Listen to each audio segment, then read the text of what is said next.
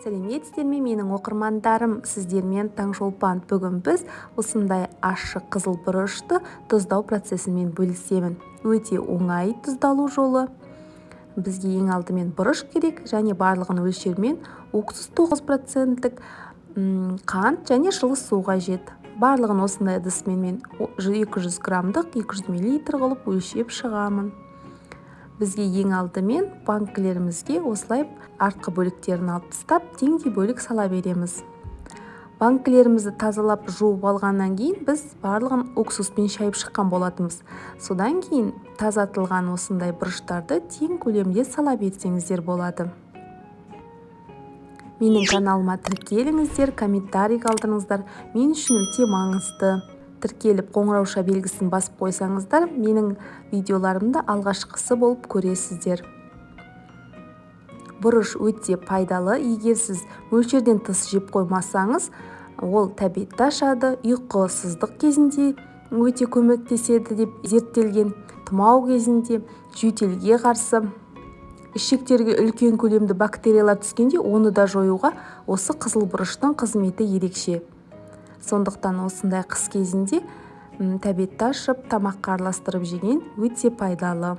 Тек мөлшерден тыс жеп қоймасаңыздар болды.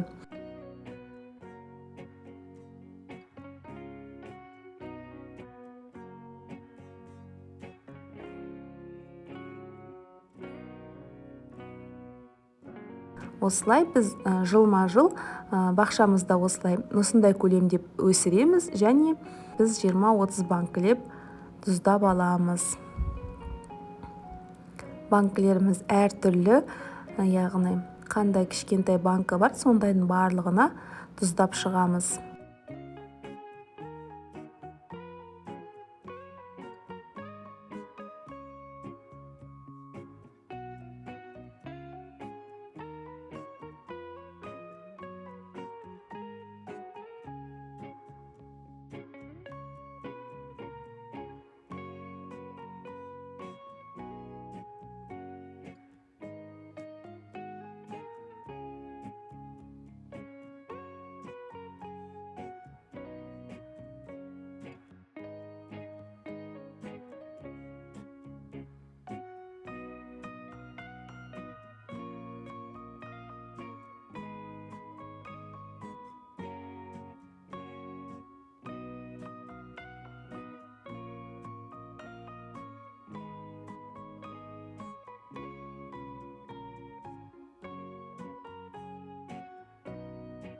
Енді біз жылы суымызды құйып аламыз. 200 мл жылы суымызды құямыз. Содан соң 200 грамм қант саламыз. Жылы су болғаны абзал, себебі біздің қантымыз еру үшін.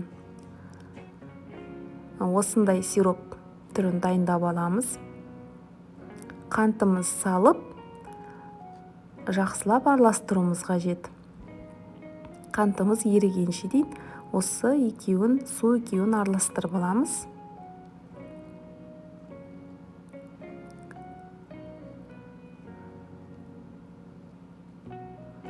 Жылы сумен.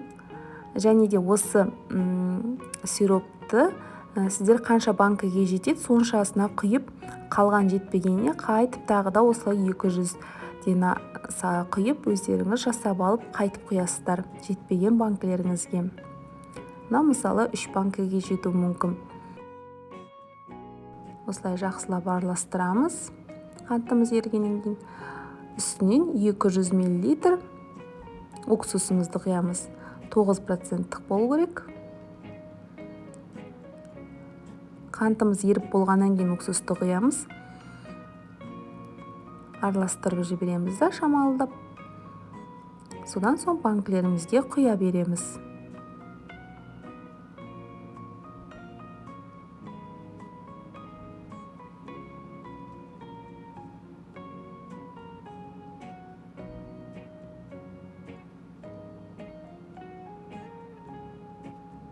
Неке әдемі болып араласты. Енді теңдей бөліп, толтырып, банкілерге құйып, қақпақтарын жауып,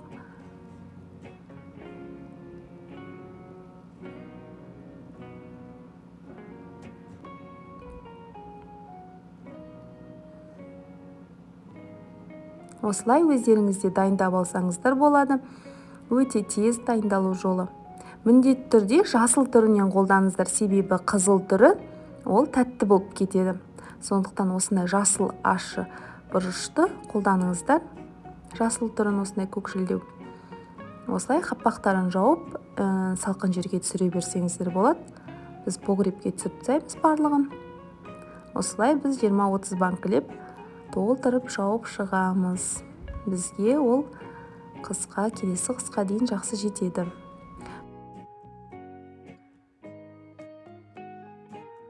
Мына менің былтырғыдан қалған тұздаған бұрышым.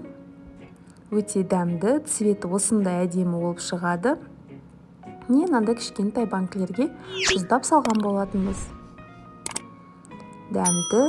Менімен соңына дейін болғандарыңызға рахмет. Сау болыңыздар.